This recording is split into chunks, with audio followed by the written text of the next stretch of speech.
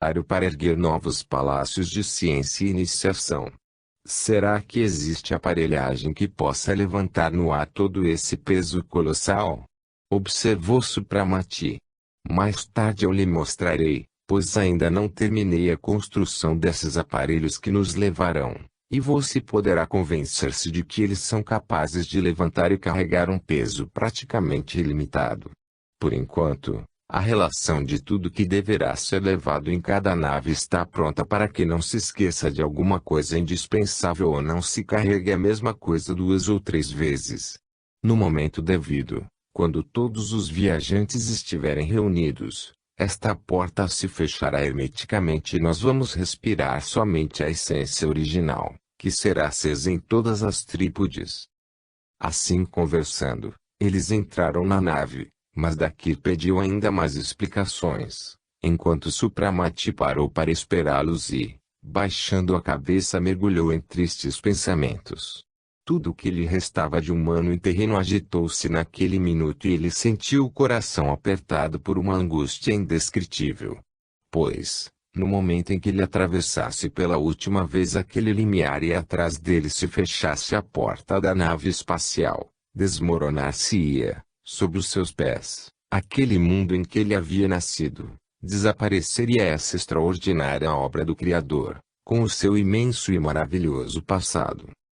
Nesse instante, ele sentiu no ombro uma mão e levantando a cabeça encontrou o olhar profundo de Ebramar, que com seu brilho luminoso penetrou nos seus olhos rendidos pela tristeza.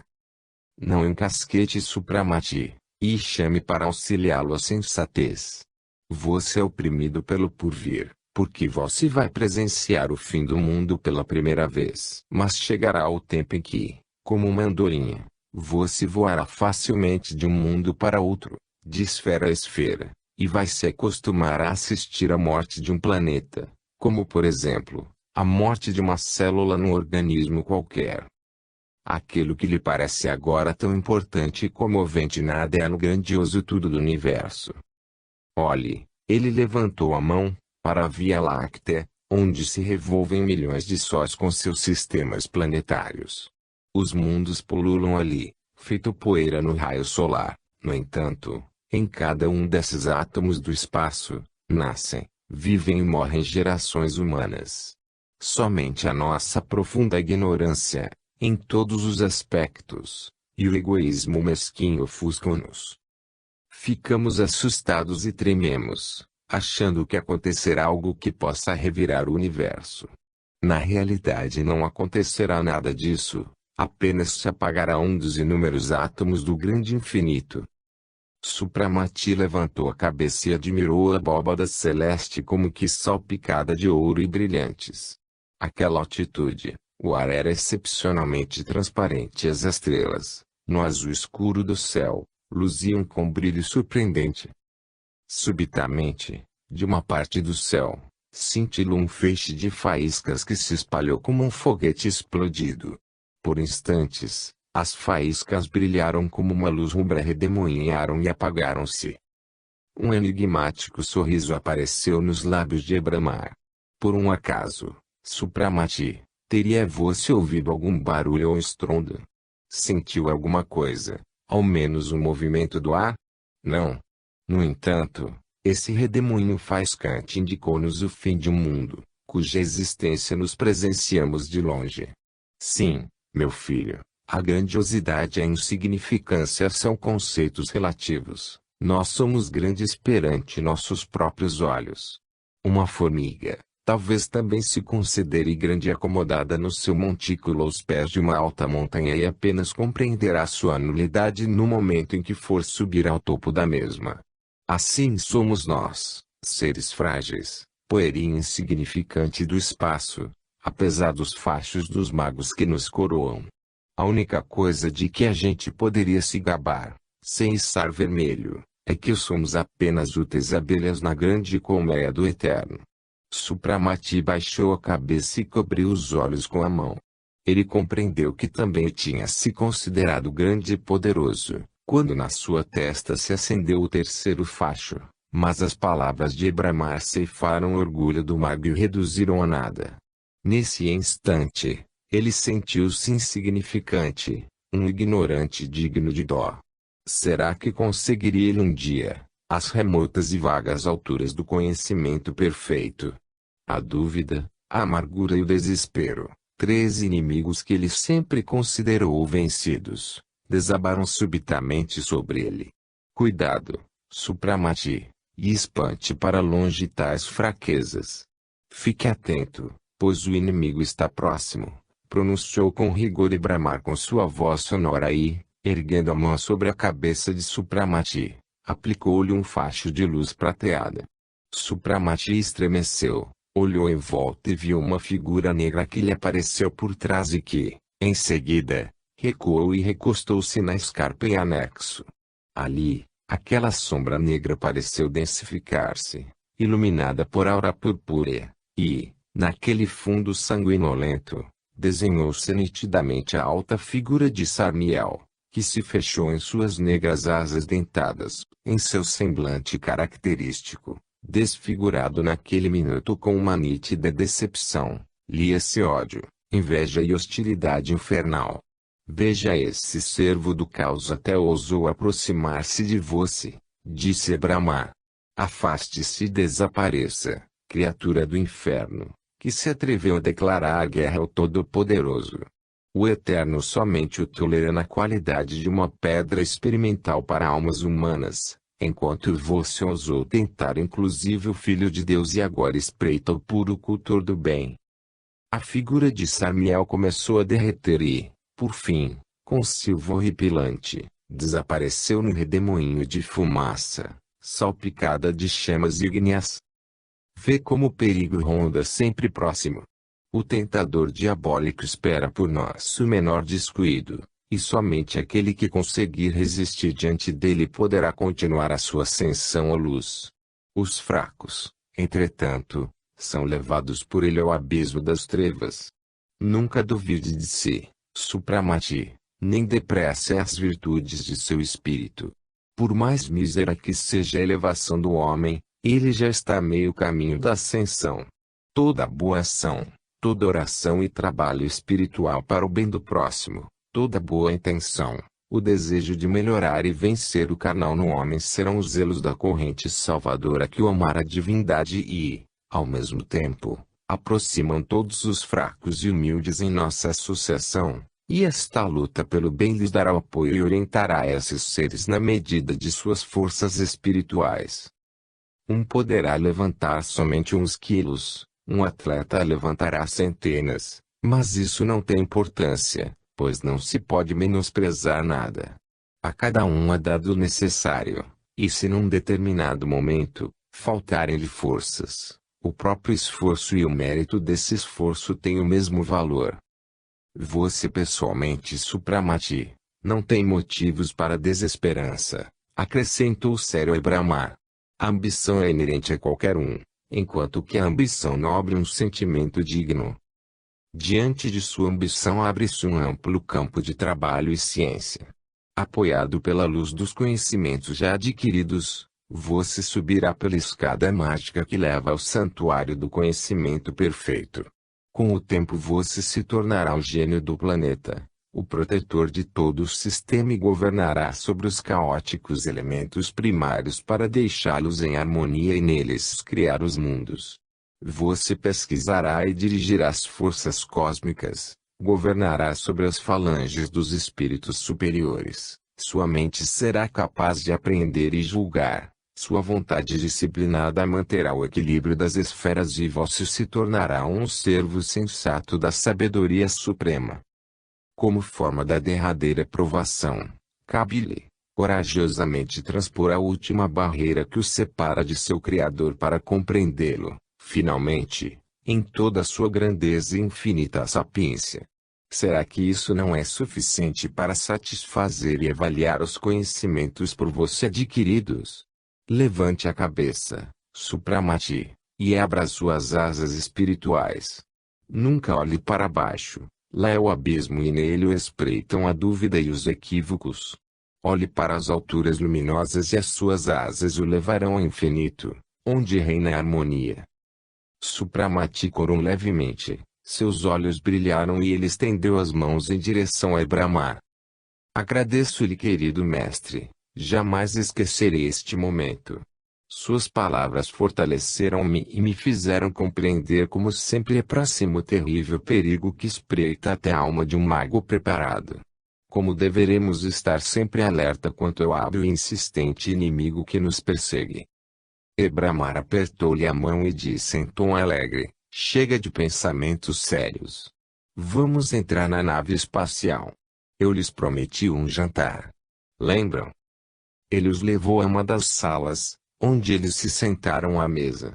Ebramar tirou do armário um cesto com torradas, excepcionalmente leves, saborosas e muito nutritivas. Depois das torradas, ele serviu legumes, assados em massa de farinha e geleia de frutas que eles comeram tomando vinho. Narayana voltou ao seu humor habitual de brejeirice, e todos, mais alegres, conversaram animados e calmos sobre a grande viagem. Seus pratos são bem aéreos e nada maus, disse ele rindo, ainda que não se possam comparar a um jantar com os javalis assados que eu, certa vez, comi no palácio do rei Richard, e com toda certeza estes não seriam aprovados por nenhuma das beldades daquela época.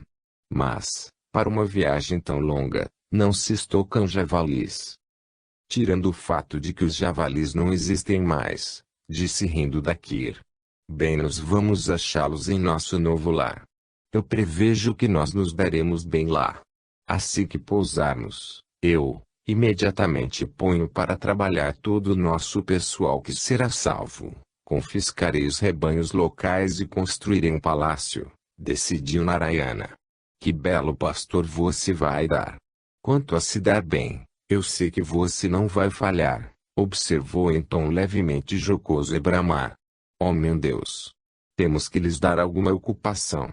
Pois se todos vão partir somente para comes e bebes e para pairar em volta do novo planeta, cairão em pecado. Você mesmo me disse centenas de vezes, que o ócio é a mãe de todos os pecados.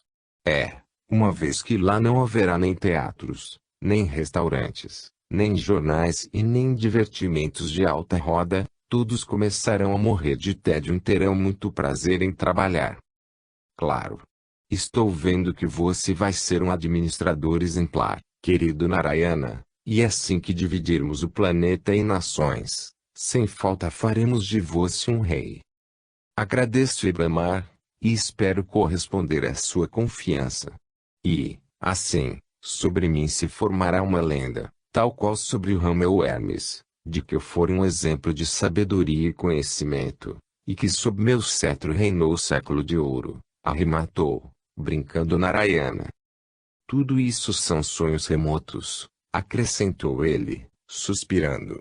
Agora me preocupa o presente. Está chegando a hora de introduzirmos-nos na sociedade e eu nem sequer tenho a ideia de onde encomendar a roupa. Talvez não haja nem alfaiates e eu terei de costurar algo, porque nesta túnica, bonita para os magos, eu não me arriscarei a comparecer num salão. Acame-se. Ainda alfaiates e Nivara foi incumbido de cuidar da toalete de vocês e vesti-los de forma que ninguém suspeite de sua origem, tranquilizou Ebramar. Espero que a dama do século XX que nos deixou uma descrição tão completa de nossas pessoas não tenha predito que nós iríamos aparecer com a chegada do fim do mundo. Ela tem o péssimo hábito de ser por demais precisa em seus vaticínios, disse Supramati. Em todo caso, é o nosso dever de cavaleiros verificar se ele não se reencarnará nesse momento crítico. Nesse caso, ela poderá descrever-nos como legisladores e gênios do novo planeta, acrescentou Dakir. Todos riram. Santo de casa não faz milagres. Assim, também, essa pobre dama. Pois, tivessem as pessoas acreditado nas suas profecias, teriam elas se corrigido e a humanidade não estaria agora na véspera do seu fim, observou Ebramar, levantando-se. Eles saíram e 15 minutos depois estavam no gabinete de Ebramar. Lá, eles eram aguardados por Nivara, que se lançou com entusiasmo para abraçar Supramati. Supramati abraçou e agradeceu pelo carinho manifestado. É com alegria que eu vejo, acrescentou ele, que você trabalhou espontaneamente e já deu um grande passo à frente. Narayana prendeu, imediatamente, a atenção do jovem adepto e começou a indagá-lo sobre as vestimentas e os costumes modernos, e como Dakira havia se sentado e ouvia com muita atenção a conversa, Ebramar levou Supramati ao seu laboratório. Era uma ampla sala redonda com colunas, cheia de instrumentos estranhos de forma desconhecida. Ebramar mostrou ao discípulo uma parte do equipamento que deveria levar ao espaço a nave com os emigrantes terrestres. Após uma conversa animada, os sábios foram a uma sala escura em anexo, iluminada apenas por uma fraca luz azulada. Esta sala, com um teto tão alto como o de uma catedral, também era de aspecto inusitado. No meio dela havia uma enorme mesa de ouro maciço e sobre ela encontrava-se um aparelho cuja visão deixava a cabeça tonta. Diante dele parecia estar um enorme mecanismo de relógio, pequenos discos de cristal ou de metal e rodinhas brilhantes de diversos tamanhos giravam velozmente e espargiam faíscas multicolores. Longos e finos como cabelos, ponteiros corriam pelos discos, e, dos compridos tubos, alargados nas extremidades, saíam fitas fosforescentes, que se desenrolavam em espiral, subiam e desapareciam na escuridão da abóbada. Tudo isso resfolegava, rangia e tremia, enquanto pequenos martelos tilintavam o ritmo feito sininhos.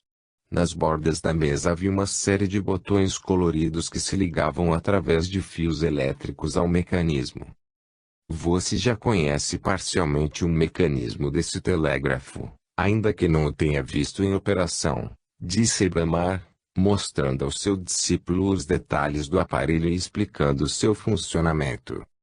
É com auxílio dessa máquina que nos mantemos contato com os santuários de iniciação dos planetas do nosso sistema e conversamos com os hierofantes dos mundos remotos. O princípio de funcionamento é idêntico ao telégrafo sem fio, basta saber controlar as ondas vibratórias e captar a direção desejada.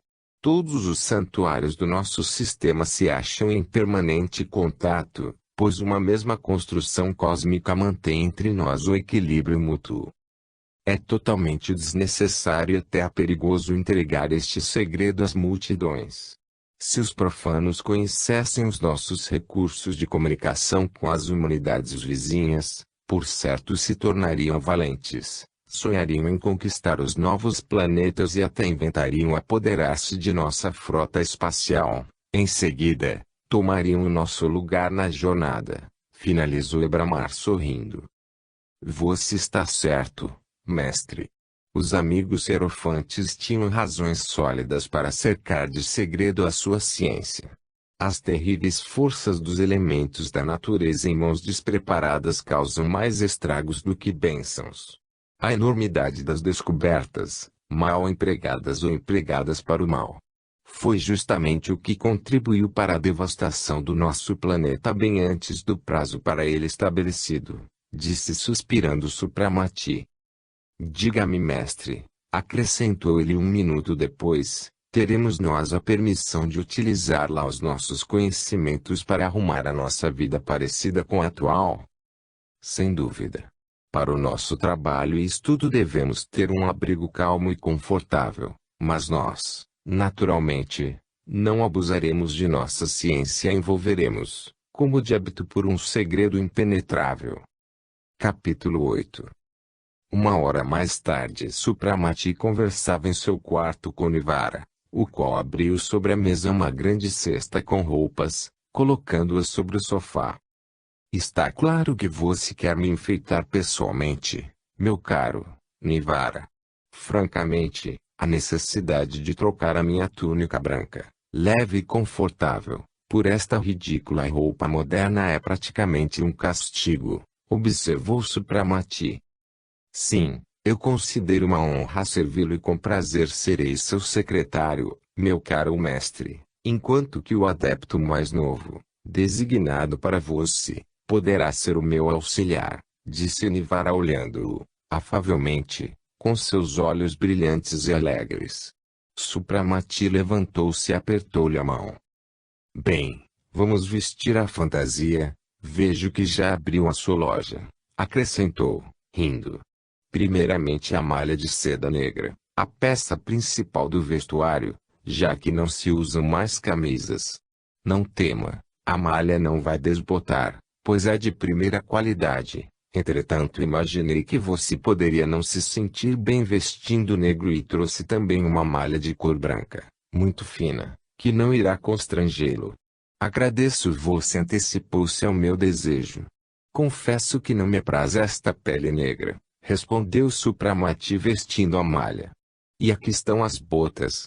Atualmente elas não são feitas de couro, os rebanhos de gado são muito raros para calçar toda a humanidade.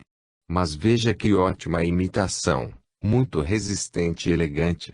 Supramati calçou as botas e fechou o largo cinto de couro. Nivara fez um grande laço com o cachecol de seda em seu pescoço e passou-lhe um chapéu de abas longas, uma carteira e um relógio, preso a uma corrente de ouro e guardado no bolso da cintura.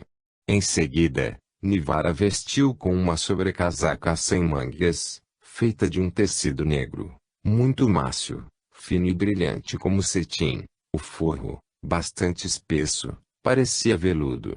Não possuía colarinho, nem punhos. E quanto aos meus cabelos? Será que o corte ala girafe já saiu de moda? Perguntou Supramati curioso. Oh! Há muito tempo. Agora usam cabelos soltos, sem preocupação com o comprimento. Somente os homens é que deixam os cabelos crescerem até os ombros. Seu corte estará de acordo com a moda. Supramati foi até um grande espelho e mirou-se curioso, estranhando-se. A vestimenta não lhe agradou, tinha algo de excêntrico e impudente devido às suas linhas bem soltas. Mesmo assim, Supramati estava muito bem. A malha realçava sua alta e esbelta figura, conquanto as espessas mechas de cabelo escuro lhe dessem um ar juvenil. É claro que nenhum simples mortal poderia desconfiar que aquele homem bonito e jovem, com olhar flamejante, era um mago de 3 fachos de luz, em cujos ombros repousavam tantos séculos. Entretanto, um observador mais atento, e, principalmente, mais sensível, perceberia que nas profundezas daqueles olhos claros se escondia algo que fazia daquele homem um ser totalmente diferente dos outros seres mortais. Supramati estava experimentando o chapéu quando entraram Narayana e Dakir vestidos como ele, acompanhados por Niebu e 3 jovens adeptos de escalão inferior, designados para serem secretários, ajudantes ou mensageiros dos magos. Narayana estava bem alegre. Exibia-se e fazia palhaçadas com a sua vestimenta extremamente apertada e os grandes olhos brilhavam com malícia e jactância. Ele apresentou os 3 adeptos a Supramati, explicando que cada um daqueles belos jovens tinha, no máximo, 200 anos de idade. São ainda crianças. E agora, vamos despedir-nos rapidamente de Brahmari e partir. Precisamos apressar-nos para chegar à estação antes da partida do trem, disse ele. Então voltaram a utilizar as estradas de ferro. Não, Vossa Alteza, apressou-se em responder um dos jovens secretários. Agora utilizamos os rapidíssimos e confortáveis trens aéreos. Após se despedirem rápida e efusivamente de Brahmar, os magos e a sua corte tomaram o trem aéreo e logo adormeceram com o sono dos mortais. Quando foram acordados, o dia já raiava. Mal acabaram de se lavar, o trem parou perto de um enorme e estranho edifício, feito inteiramente de metal e vidro. Era uma série de maciças torres quadrangulares, com alturas equivalentes à da Torre Eiffel, separadas por grandes vãos. Em seu interior havia elevadores para viajantes e bagagem, restaurantes, bilheterias e outras modernidades, tudo funcionando automaticamente. Os topos das torres eram interligados por uma enorme ponte metálica, que era um atracadouro junto ao qual, amarrado por pontes aéreas, balançava no ar algo parecido com uma enorme serpente. De fato, o trem aéreo parecia uma serpente. Tinha-se a impressão de que a cabeça escancarava uma goela gigantesca em cujo interior rugia, soltando faíscas, um enorme aparelho elétrico. Sob o ventre do monstro aéreo localizavam-se centenas de esferas e no dorso destacava-se uma espécie de asas móveis, transparentes. Os nossos viajantes, liderados por Nivara, embarcaram no trem por meio de uma das pontes de acesso e examinaram-no rapidamente antes de ocuparem suas cabines. O corredor que atravessava os vagões, se assim pudermos chamá-los, era suficientemente largo para instalar, em certas partes, prateleiras com livros e, em outras, bares. As cabines pequenas, de 2 ou 4 lugares, eram baratas. As mais caras possuíam 2 cômodos, sala e dormitório, mais ou menos amplos. E foi uma dessas de dimensões maiores, que ocuparam Dakir, Supramati e Narayana. O local tinha todas as comodidades e luxo refinado. No geral não está nada mal, mas aconselho os amigos a saírem para o corredor e darem uma olhada nas toaletes femininas, propôs Narayana, após examinar tudo com ar de especialista no assunto. Dakir e Supramati não conseguiram conter as gargalhadas e sugeriram que ele chamasse Nivara para servir-lhes de guia nesse passeio, mas Narayana não quis nem ouvi-los e arrastou todos quase à força. Parando junto ao bar, eles viram aproximarem-se 2 mulheres que, com a ajuda de uma máquina automática, encheram seus copos com um líquido gasoso, parecido com água gaseificada. Eram jovens e bonitas, mas Supramati achou seus trajes indecentes e deselegantes. Uma delas, morena alta, de olhos negros, usava uma malha rosa, dando a impressão de que ela estava nua, e por cima da malha vestia algo parecido com um kimono com largas mangas, feito de um tecido cor-de-rosa com bordados prateados e forro branco. Sobre os cabelos negros, maravilhosamente penteados, havia uma boina de veludo cor-de-rosa com um fecho de brilhante. A outra lourinha de porte médio vestia uma malha preta e um kimono, também negro com forro azul.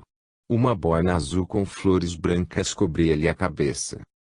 Também não estava mal, sinceramente, um pouco exagerado, observou Narayana com leve ironia depois que as viajantes se afastaram. Pois é. Os vestidos antigos já não se usam mais, disse Nivara, quando todos voltaram à cabine. Não me diga que também as velhas usam estas ridículas e asquerosas roupas? Perguntou Supramati sentando-se junto à janela. Que velhas? Já não existem mais velhas nem velhos. A ciência eliminou totalmente a velhice. Um dos últimos inventos tornou desnecessários os dentes artificiais.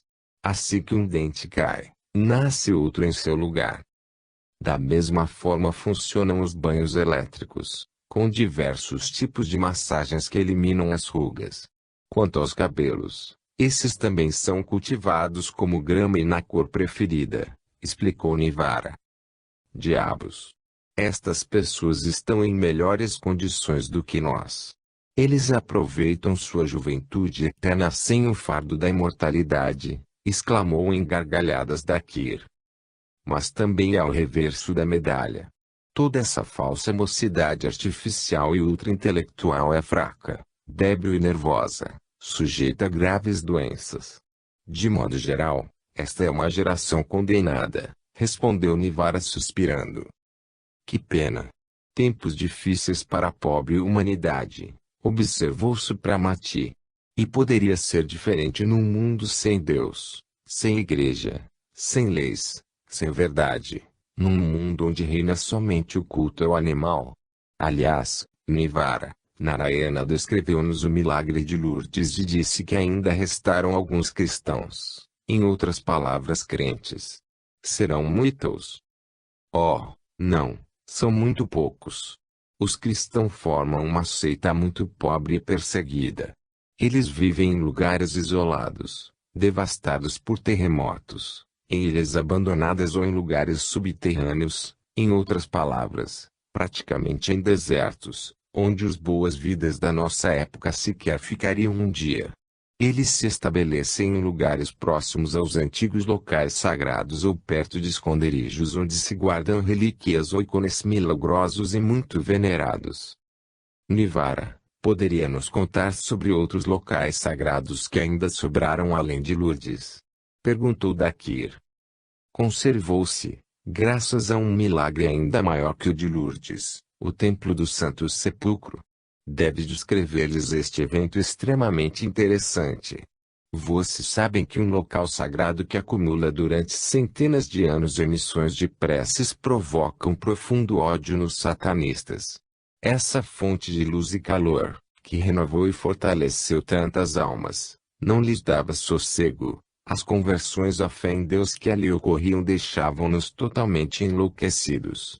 E uma dessas conversões, particularmente brilhante, aconteceu com um arrependido, justamente de suas próprias fileiras.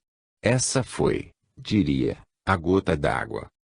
Na reunião dos chefes luciferianos com os descrentes tanto em Deus, como em Satanás, os últimos foram convencidos de que aquele ninho dos fantásticos estava contaminando as mentes com obscurantismo. Ficou decidido então por unanimidade explodir o templo e o sagrado sepulcro, proferindo-se na reunião toda espécie de sacrilégios e blasfêmias, impossíveis de serem repetidas. Resumindo, o plano criminoso teve muitos partidários. Um exército armado de bombas e outros meios de destruição, entoando canções sacrílegas, à maneira dos cantos sagrados, avançou sobre Jerusalém. À medida que se aproximavam do local, aumentava a excitação da turba bestificada. À frente da procissão era carregada a estátua de Bafomé, enquanto a rainha do Sabate executava uma dança despudorada. Isso porque, antes de destruir o local sagrado, eles pretendiam profaná-lo, realizando ali o seu sabate satânico. A notícia da aproximação dessa tropa satânica chegou a Jerusalém, deixando os crentes horrorizados e atônitos. Eles estavam reunidos, num número relativamente grande, preparando-se para comemorar a Páscoa, um costume secular. Todos sabiam perfeitamente porque os sacrílegos haviam escolhido, propositadamente, a Santa Noite para tomar e destruir o templo. Naquela época, o bispo de Jerusalém era um ancião de grande ascetismo, fervor religioso e coragem heróica. O anúncio do perigo iminente não perturbou a coragem e a firmeza do seu espírito. Após passar a noite em preces junto ao sepulcro de Cristo, ele chamou os fiéis e, com discurso eloquente, convenceu-os a não se acovardarem nem fugirem, defendendo o lugar sagrado na medida de suas forças e deixando o resto à vontade divina. Suas palavras surtiram o efeito desejado e uma sensação de entusiasmo tomou conta dos devotos. Eles sabiam que pagariam com a vida pela fidelidade ao Salvador, mas seu entusiasmo não diminuía com isso.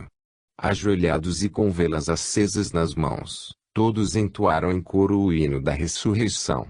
Sua fé era tão ardente e o clamor a Deus, pedindo ajuda e apoio, era tão forte que a prece conjunta se elevou feito coluna de fogo e transformou-se numa nuvem radiante sobre o templo. Todo o templo cintilava com a luz astral, mas os fiéis, mergulhados em prece, não se davam conta disso, menos ainda os satanistas, que não perceberam a imensa força invisível que se concentrou sobre o lugar sagrado que eles tensionavam destruir. Enfim, a horda diabólica chegou perto do templo e seus gritos e cantos indecentes já se ouviam de longe. Nesse momento, os fiéis entoaram Cristo ressuscitou e o casto bispo, empunhando o crucifixo e elevando os olhos para o céu, rezava com fé extasiada. E, no instante em que a rainha do Sabate e a estátua de Bafomé iam entrando no pátio do templo, o céu pareceu incendiar-se, a terra tremeu e abriu-se, formando enormes fendas que expeliam chamas e fumaça. Dizem que foi algo horrível. Os tremores subterrâneos, alternados com o rolar do trovão, foram uma coisa inédita. A armada satânica foi literalmente engolida pelo abismo, que se abriu abaixo dele. A montanha, sobre a qual estava Jerusalém, parecia desmoronar. O dia seguinte iluminou o horrível quadro de ira divina. No local, onde se elevava a montanha com Jerusalém, surgiu um profundo vale, cercado de rochedos negros e desfiladeiros. A grande e exuberante cidade foi completamente destruída pelo terremoto, e os arredores, antes cheios de vegetação, reduzida a cinzas, transformaram-se num deserto inóspito e estéril. Entretanto, o mais interessante é que os rochedos, durante a catástrofe, formaram uma espécie de parede que salvaguardava e protegia parte do templo onde se localizava o Santo Sepulcro. Parecia que todo o templo havia descido junto com a terra, e, descontando pequenos estragos, ele parecia nada ter sofrido. Os fiéis que estavam sem o interior ficaram desacordados durante a catástrofe ao desfalecerem, como que asfixiados, voltando a si somente algumas horas depois. Entre esses estava também o velho bispo que, nem bem recuperara as forças, rezou uma missa de ação de graças. A partir de então, naquele inóspito vale reúnem-se os cristãos remanescentes.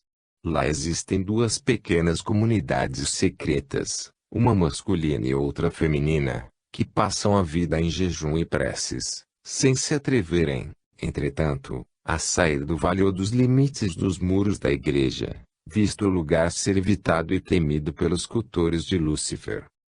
Isso significa que o mal está profundamente enraizado, já que nem a evidente demonstração do poder e proteção divina conseguiu converter os infiéis e não os levou ao arrependimento, observou Supramati, agradecendo a Nivara pela interessante narrativa. Pela conversa que se seguiu, eles souberam que iam para Kisargrado. Em seguida, Dakir, alegando cansaço, retirou-se para o seu alojamento. Supramati, entretanto, que pretendia visitar todos os lugares onde habitavam os remanescentes fiéis a Deus, ficou mais algum tempo conversando com Nivara e Narayana sobre o passado e o futuro. Todos os magos não alimentavam muitas esperanças, sabendo que a luta seria árdua e desgastante, pois os satanistas, convictos de sua impunidade, sequer desconfiavam do fim próximo do planeta. As recentes grandes descobertas suscitaram na humanidade um orgulho desmedido e os espíritos das trevas, ao apoderarem-se das massas, acenavam-lhes com as esperanças de maiores conquistas. No seu entender, a vida deveria ser uma festa total e infinita, não podendo ser estragada seja por velhice, seja por doença ou morte. Ofuscado pelo próprio orgulho e pela louca sede dos prazeres, o rebanho humano usufruía os benesses à beira do abismo, sem suspeitar de que aqueles que o incitavam para a prática de delitos, blasfêmias e sacrilégios, passariam, antes do tempo, por colossais hecatombes que o fim do mundo lhes preparava. Quanto a carne humana palpitante, quanto sangue fumegante, quanto fluido vital serviriam de repasto para as vicienas do espaço que se alimentam de carniça. Narayana fez uma observação a propósito e Nivara exclamou: "Ah, como somos felizes! Que recompensa de incalculável valor receberemos pelo nosso trabalho!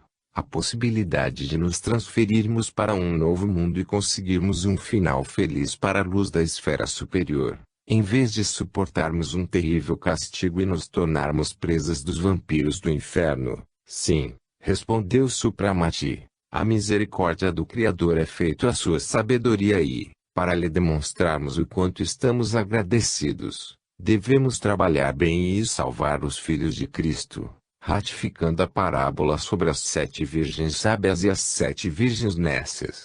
Esta parábola se encaixa perfeitamente nos dias de hoje. As virgens sábias suportaram estoicamente as provações, seu amor a Deus não enfraqueceu, e elas resignadamente esperaram o juízo final, enquanto que a fé e a prece, tal qual lamparinas sempre acesas, iluminam suas almas. Já as virgens nécias esqueceram-se de sua origem divina, renegaram seu Criador e foram envoltas pelas trevas, Elas apagaram a chama celestial que conduz a Deus e ilumina o espinhoso caminho da ascensão. Pobres cegas! Que terrível castigo as espera, sem que alguma luz ilumine suas almas durante o terrível caos eminente, completou o mago, com tristeza. A conversa prosseguiu por algum tempo sobre o mesmo tema. Narayana, sentindo que o compartimento estava abafado, lamentou que não fosse possível abrir a janela. No fim do trem, perto das máquinas, existe um pequeno balcão, coberto e eu posso levá-lo até lá, propôs Nivara. Logo os três estavam no estreito corredor em frente a uma larga e escancarada janela, em cujo parapeito se encostaram. Era necessário ter uma cabeça resistente para não sentir vertigens ao olhar para fora, pois até onde se podia enxergar nada se via além do céu e um oceano de nuvens que cobriam a terra. Mas os imortais não conheciam medo nem vertigens, tranquilos e curiosos apreciavam a vista realmente empolgante que se abria diante deles. Em todas as direções cruzavam-se naves e trens aéreos, parecendo imensos monstros serpenteando, agitando o ar com ruídos e apitos. E a multidão que se aglomerava no interior daquelas serpentes negras, amarelas ou verdes, entrega cegamente seu destino aos geniais mecanismos e a maioria dos mecânicos, como outrora se entregava à vontade divina. Que enorme passo deram as descobertas desde o tempo da nossa última excursão ao mundo, admirou-se Supramati. Oh! O Senhor ainda há pouco viu dos inventos milagrosos. Pode-se dizer, com toda certeza, que o homem submeteu e colocou a seu serviço todos os elementos da natureza. A mente está apurada, enquanto que a alma divina se acha subjugada e a carne comemora a vitória. Ela é senhora de tudo, reduziu o trabalho ao mínimo, nivelou o senhorio ao servo e escravizou as forças da natureza, explicou Nivara. Pois é. No momento em que eles forem comemorar considerando-se os senhores dos elementos da natureza, a caldeira trincará e contra eles se levantarão os mesmos servos com os quais eles pretendiam controlar Deus, observou ironicamente Narayana. Após respirarem o ar fresco e frio, eles voltaram à cabine, retomando seu assunto da permanência deles em Ksargrado. E você, Nivara? Para onde gostaria que nos o mandássemos trabalhar? Não teria preferência por um país ou povo que você quisesse salvar e proteger? Perguntou Supramati sorrindo. Não, mestre, para mim a terra toda é repugnante e os meus seres prediletos estarão melhor sob sua tutela. Por isso, meu único desejo é permanecer como seu discípulo e executivo, respondeu o jovem adepto, fitando-o com seus olhos brilhantes e gratos. Ksargrado ainda existia. Graças à sua localização inigualável, a cidade sobreviveu a todas as catástrofes que atingiram durante os últimos séculos. Obviamente estava mudada. Expandiu-se e adquiriu feições modernas. Mas o antigo palácio de Supramati ainda resistia de pé, milagrosamente conservado apesar da idade, servindo por séculos de refúgio, primeiramente a vítimas do terremoto, seguido de inundação que arrasou metade da cidade e, depois, como abrigo para viúvas e órfãos. Mais tarde, quando a beneficência começou a sair de moda cada vez mais, nele foi instalado um museu pornográfico que foi destruído por um incêndio alguns dias após a sua inauguração. Passado algum tempo, o imóvel foi comprado por um estrangeiro que lá realizou as reformas necessárias, mas que raramente residia no palácio. Aos poucos, o ponto chique de diversão da cidade mudou de local e o antigo palácio de Supramati permaneceu isolado, sem chamar mais atenção. Os proprietários, aparentemente, não queriam alugar ou reconstruí-lo. De repente, correu o boato de que o palácio foi comprado por um príncipe indiano chamado Supramati, o qual pelo visto, pretendia fixar ali a sua residência, pois o imóvel começou a sofrer obras de recuperação. Vieram alguns forasteiros, homens de tez escura, sob cuja supervisão foi feito um luxuoso mobiliário das dependências do palácio e a recuperação dos jardins. Novamente funcionaram os chafarizes, as jardineiras cobriram-se de flores e, em meio à vegetação, apareceram estátuas. Resumindo, o velho palácio ressuscitou, enfeitou-se e seu luxo passou a despertar a curiosidade da massa ociosa e bem alimentada que se interessava somente pelos assuntos alheios. Certo dia correu a notícia de que o proprietário havia chegado, sem ser notado, para a grande decepção dos curiosos, num simples trem aéreo, acompanhado por um irmão e um primo. Os boatos diziam que os três príncipes indianos eram jovens, de boa aparência e ricos, verdadeiros bilionários.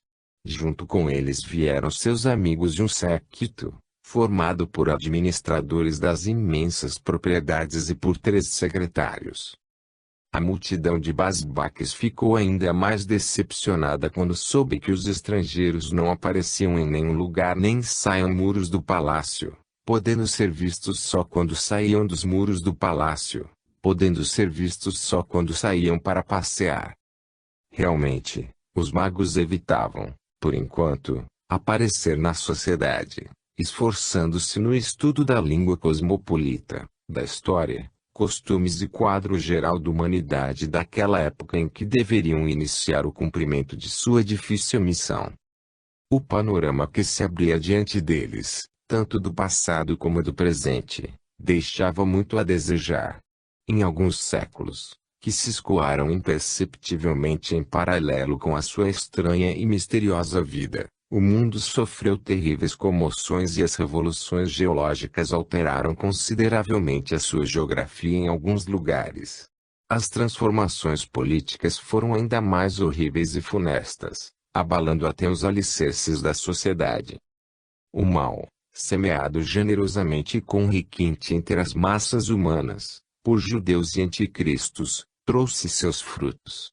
Por todos os lugares se desencadeavam terríveis revoluções, solapando os costumes e arrastando tudo que ainda sobrava dos antigos preceitos que ditavam o modo de vida da humanidade. Essa devastadora crise gerou nova sociedade, que teria sido incompreensível e repulsiva para gerações passadas. As alegações de falso humanitarismo destruíram todas as punições e tornaram ociosa toda a instituição de direito, com toda a sua montanha de leis flexíveis, obscuras para a massa. Tudo isso não era apenas a consequência da limitada e desenfreada liberdade de consciência, que aos poucos destronou qualquer noção de religião. Já não existiam nem cadeias, Deus, nem igrejas, onde eram pregadas as desconfortáveis leis para as massas. Ninguém reconhecia as obrigações mútuas e cada um vivia como bem entendia, fazendo sua própria autocrítica de acordo com seus instintos animais. Já não existiam fronteiras, exércitos e nacionalidades, formou-se um único rebanho humano, dirigido por administrações municipais comunitárias que, aliás, possuíam pouca autoridade. A população reduziu-se a um nível ameaçador, já que as mulheres se negavam a assumir as responsabilidades maternas e famílias com 2 filhos era uma raridade. As mudanças no modo de vida não eram menores. As invenções científicas e industriais transformaram, por fim, não só a aparência da superfície terrestre, mas também os costumes, caráter, necessidades, manias e o modo de vida do formigueiro humano, eliminando praticamente o trabalho individual. Já não havia trabalhadores, restando somente os especialistas, que recebiam enormes salários para trabalharem nas máquinas ou dirigirem naves espaciais. Mas, com menos trabalho, aumentava o ócio, que, aos poucos, tornou-se uma instituição das massas.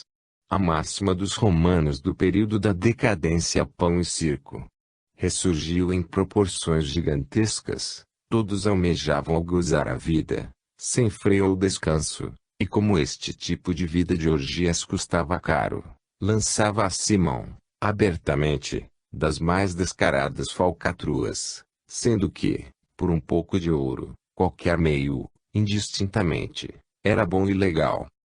É compreensível que em tal sociedade, consumida em vícios, vadiagem e civilização em franca decadência, qualquer esforço mental ficava difícil. As massas humanas eram de uma ignorância crassa que se escondia atrás de uma camada de suposta educação. E, que estranha situação, talvez por foca da lei do atavismo, o secular trabalho intelectual desta humanidade em extinção por vezes se cristalizava aí, dentre a multidão ignara e insolente, surgiam pessoas geniais, as quais realizavam descobertas magníficas e com isso provocavam verdadeiras revoluções. Contudo, infelizmente, essas cabeças prodigiosas eram dirigidas com precisão pelo espírito canhoto, e tudo por eles inventado propiciava, sobretudo, o aumento do poder maligno, a disseminação dos vícios, preguiça e sorte das paixões. O parasitismo, que servia de base a toda a organização social, alterou também o sistema de educação. Não havia escolas, a não ser as de primeiro grau e cursos especializados nos quais a juventude se formava nas matérias escolhidas e ensinadas superficialmente. Isso porque, por letargia, a maioria recusava-se a trabalhar intelectualmente com seriedade. Restaram somente algumas instituições onde se reuniam mentes seletas e dali surgiam grandes invenções, diabólicos, porém geniais cientistas ou especialistas dignos desse nome, que supervisionavam a construção e o funcionamento de máquinas complexas. Mas esses eram minoria e todos tinham um alto conceito em sua localidade. Já a multidão se divertia com as ciências, por esporte, e ficava satisfeita com o estudo superficial de conhecimentos básicos. Satisfazia-se com a língua internacional, com a qual podia dar a volta ao mundo e ser entendida de ponta a ponta, enquanto que aqueles que ainda estudavam linguística eram motivo de rezos e considerados retardados ou maníacos. Junto com a queda do nível moral e intelectual, começou a decadência da arte e literatura. A primeira produzia somente péssimas imitações de antigas obras de arte, adaptando-as ao gosto cínico da época, e a segunda, ainda mais miserável, limitava-se à leitura de jornais com as últimas fofocas sobre os acontecimentos diários e escândalos picantes. Ninguém mais dispunha de tempo nem de vontade para ler as grandes obras. As pessoas gracejavam, curtiam a vida e divertiam-se à beira do abismo. Era um verdadeiro idílio pastoral, faltando somente a inocência. Para preencher a necessidade de diversão e encontrar um substituto para a antiga literatura e leitura apelava-se para teatros. Estes se multiplicaram tanto que cada rua tinha o seu. Os cinemas também proliferaram como nunca. E, como sempre, eles refletiam os costumes da época.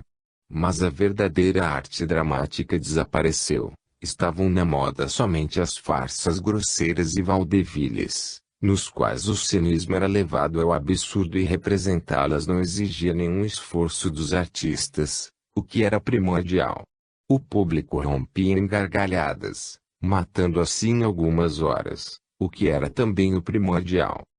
A vida transcorria em teatros, restaurantes ou templos satânicos, onde a franca depravação triunfava sob incríveis orgias. Contaminadas pela gangrena da moral, as engenhosas mentes daquele tempo inventavam e procuravam paixões cada vez mais agudas, pervertidas e enervantes. Delinquentes científicos dirigiam a humanidade. Forças malignas do ocultismo eram estudadas e aplicadas, onde somente o inferno faria. As pessoas que perderam Deus, privadas do auxílio celeste do seu Criador, afundavam cada vez mais no mal, que os levava à morte. E então, às cegas, distraídas e desencaminhadas multidões de crias de Satanás dirigiam-se para os templos diabólicos. E não pensem os leitores que o autor escreve isso sob a influência de algum pesadelo infernal. Se olharem de maneira crítica e fria em sua volta, perceberão claramente os embriões de todos os horrores que irão brotar profusamente no porvir. Arme-se de microscópio e bisturi, meu pensador consciente e imparcial, e sobre o verniz enganador da nossa brilhante civilização você encontrará os funestos embriões do fratricídio, ateísmo fanático e ócio, esse monstro que a sabedoria popular chamou apropriadamente de mãe de todos os vícios e pecados. A redução, a qualquer preço, da jornada de trabalho junto com o aumento de salários já não se tornaram palavras de ordem das massas e o objetivo dos homens em tentarem alcançá-los por todos os meios, lícitos ou não. A ociosidade que tomou conta da juventude e que se espalhou, feito uma epidemia de tifo, constituiu-se naquele solo fértil sobre o qual crescerá e florescerá o grande contestador. Este conduzirá as almas ao sofrimento, a uma longa expiação e à destruição do planeta. Nosso mundo, enfim, é minúsculo. É somente um grão imperceptível de um todo, um átomo no infinito plano do universo. Grande é somente a ideia do mal, que se manifesta em toda sua plenitude nessa célula contaminada do corpo celestial. Esta história, aliás, não é nova. Antes e depois de nós, nos mundos extintos e nos do futuro, aconteceu, acontece e acontecerá a mesma tragédia infernal das almas desencaminhadas, enganadas, tragadas pela voragem do sofrimento contínuo, com expiação tão dura e amarga quanto mais revoltante for o pecado.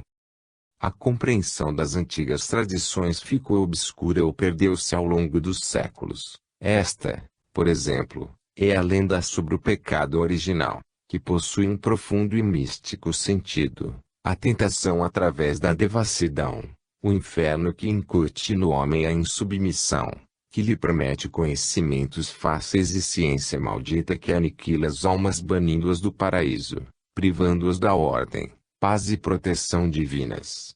E os homens, proscritos para um mundo de desgraças e sofrimentos, transformam-se em servidores do inferno, que os incita e atormenta ininterruptamente com desejos impuros e ensandecidos com ímpetos de praticar o mal sem trégua. Para finalizar a descrição da sociedade na qual os magos terão de aparecer para cumprir sua difícil missão, resta sublinhar uma faceta, ainda que insignificante diante do quadro geral, mas que possui a sua curiosidade. Quando explodiu a primeira das revoluções niveladoras, a plebe, conquistando o poder, satisfez sua cobiça secular e o ódio reprimido, arrasando tudo o que lhe parecia privilégio nato, posição social e até riqueza. Entretanto, sendo a igualdade absoluta nada mais do que uma utopia inatingível, que nunca poderá ser realizada por nenhuma arqui-revolução, o mal amainou a tempestade política e a sociedade rapidamente se transformou, ressurgindo daí, mas com cara nova, um velho princípio, a vaidade. Sem bem que já não existia mais a hierarquia serviçal com suas patentes e títulos honoríficos, com condecorações, nobreza ou quaisquer privilégios, mesmo assim, ó, que cruel ironia, existiam títulos de nobreza. Isso aconteceu da seguinte forma. Quando tudo se acalmou, ressurgiram os ricos e os pobres, e a vaidade apressou-se em compensar as antigas diferenciações, as luxuosas cruzes e magníficas fitas de condecoração que antes adornavam com tanta graça os peitos e as abotoaduras das pessoas ilustres. Recuperar tudo aquilo era difícil e arriscado, mas restava ainda uma antiquíssima distinção, esquecida e sem dono. Essa distinção podia ser usada sem menor perigo, devido ao fato de que a liberdade de escolher um nome era ilimitada, permitindo-se trocá-lo e alterá-lo a seu bel prazer. Os descendentes de antigas famílias nobres foram os primeiros a se arriscar, voltando a ser condes e marqueses, surgindo depois tantos imitadores que nem no auge do feudalismo havia tantos condes, príncipes e barões como nesta sociedade democrática de diferentes calibres, onde qualquer um que tivesse vontade podia autonomear-se com um título de nobreza que não lhe dava nenhum direito, mas que soava muito bem. Por várias vezes, um triste sorriso percorreu as faces de Dakiri Supramati quando, ao estudarem os documentos, Abriam-se diante deles quadros semelhantes aos que descrevemos resumidamente. Já Narayana dava sonoras gargalhadas ao ler aos amigos os engraçadíssimos episódios do passado, sobretudo a história do renascimento dos títulos de nobreza. Pelo jeito, não vamos receber muitas honrarias, já que atualmente ser príncipe